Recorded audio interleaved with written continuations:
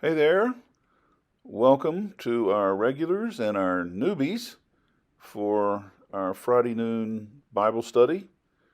Most of the people who are interested in this study are seekers, maybe even skeptics, but nonetheless have an interest in more than just a surface understanding of what Judeo Christian scriptures teach, and for all kinds of reasons.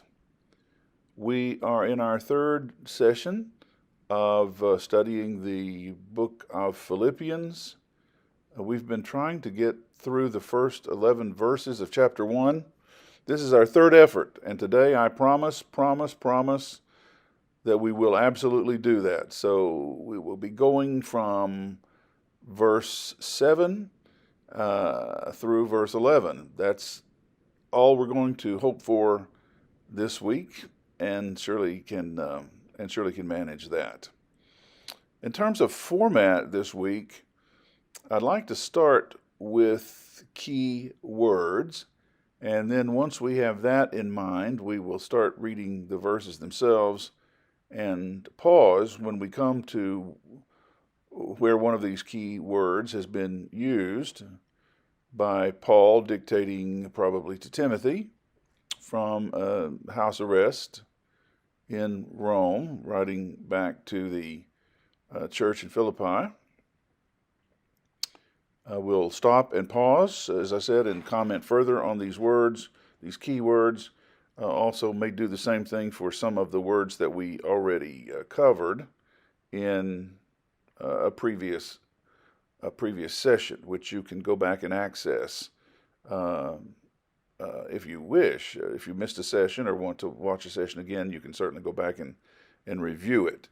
If you have a difficult time finding out how to do that, or if you're having difficulty accessing it, please send a note to info@silverside.today, and we'll get you information on how to access previous sessions.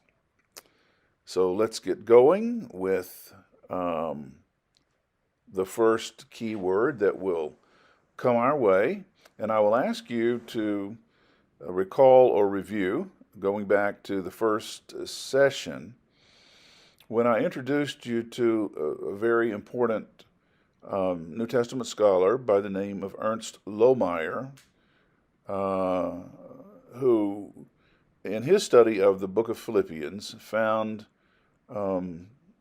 a sort of subtle theme, I guess we could say, of martyr theology.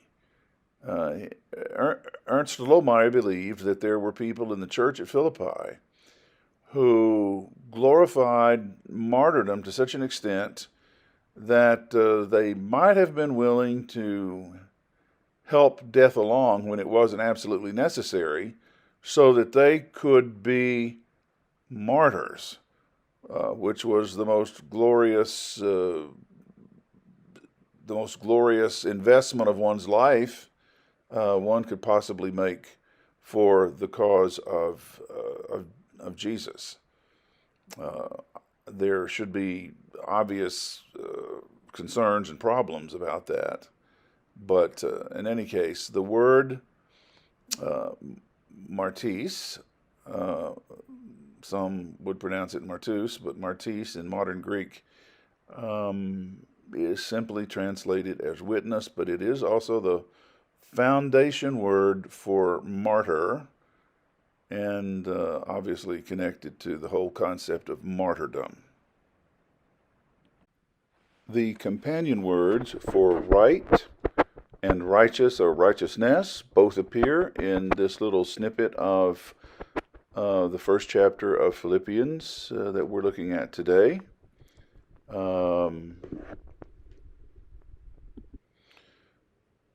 Dikaios, right, something is right, it's the right thing to do. When this is transliterated, our English D is used, but there's really not a D sound in modern Greek. It's more of a TH sound. Two letters have a TH sound. So this is more pronounced if you're ever traveling around Athens. Thikos, the right thing to do. We'll talk more about that in a moment.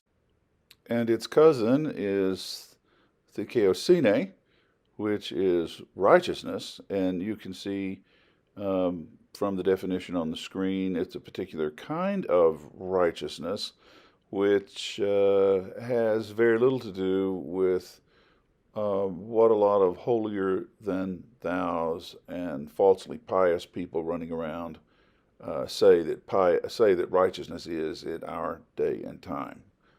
Again, more about that later as our time permits.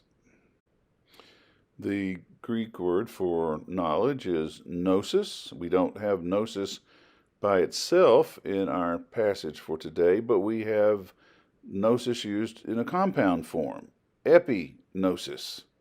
That's fascinating to me. Epi, is a preposition. It means upon knowledge. Knowledge that exceeds something. It's not just knowledge, but upon knowledge, something upon knowledge upon knowledge, perhaps. Knowledge itself is very important, but this is more than just knowledge, as important as knowledge is. Okay, now it's time to get into the text, verse by verse.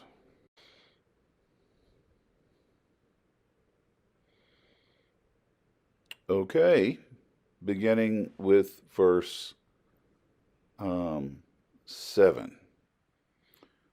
It is right for me to feel or think this way about you, all of you, because I have you in my heart, or you hold me in your heart.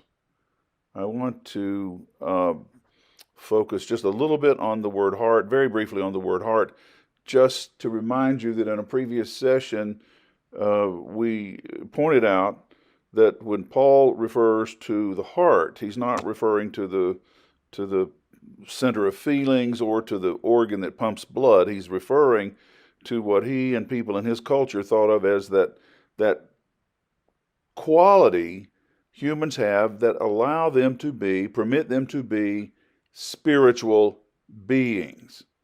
So he is holding the Philippians in his heart, or they're holding them in his heart. Some of the grammatical makeup allows for both options. You can go back and reread up to this point if you wish, and see the wonderfully positive feelings that he had for the church and the church had for him, and how they both openly shared these expressions of affection. It's so strong and so evident. Also, the word chaos is here, one of the key words that we started with today. It is right, meaning it is right and good. It's the right thing to do, without necessarily any purely moral imperative. We could say it's just the right thing to do. We'll come to the word that has more to do with the theological righteousness in a minute. But right now, just the right thing to do. It's what anybody who has kind of a sense of doing right would do. 4, because all of you share in God's grace with me, both in my imprisonment and in the defense and confirmation of the gospel. Again, last week we looked at grace, charis, and talked a little bit about that, as well as the importance of the word gospel from so many perspectives. Evangelion, good message, good news, critically important word in the developing Jesus movement. Verse 8, for God is my witness, how I long for all of you with the compassion of Christ Jesus. Witness, martis. God, he says, is my martis, witness.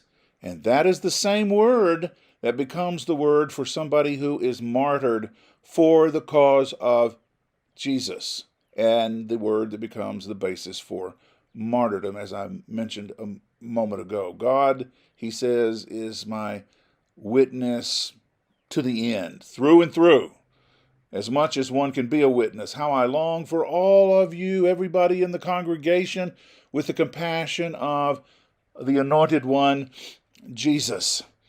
Not that Jesus' compassion transfers over to Paul some kind of way, but with the same kind of compassion that Jesus had, or with the compassion that Paul learned by studying what he could learn about the life of Jesus in what was written about Jesus, as well as from those Paul knew who had known Jesus personally. I enjoy it so much more when we're reading around the circle, when Pat starts for us. But here we are with only me reading right now because I'm chicken to use Zoom or something like that because I'm fearful of technical problems. Anyway, verse 9, and this is my prayer, Paul says, that your love, that is God's kind of love. This is not brotherly love.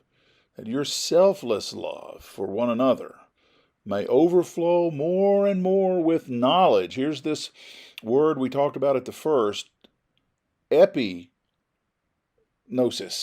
upon knowledge, knowledge upon knowledge, this full knowledge and full insight, knowledge and full insight. He makes a very good point here, subtly. There's a difference between having knowledge and insight. Here he's talking about a community of people that have knowledge with the insight of how to make use of the knowledge. And that is a true set of gifts and a rare combination. Don't spread that around. To help you, that is, you all, you plural, determine what is best, actually is more like to help you determine excellence, to help you approve or establish excellence so that you may be pure and blameless when this chapter of human history comes to a close, the day of the Anointed One. Oh my gosh, I can't believe this, but we're out of time. We're not going to be able to do verse 11 this week. We'll have to hold it over to next week. Just kidding. Wake up. Seeing if you're on your toes. Yes, of course, we're going to do verse 11 and finish up this section this week and finally make it over to verse 12 when I see you next week.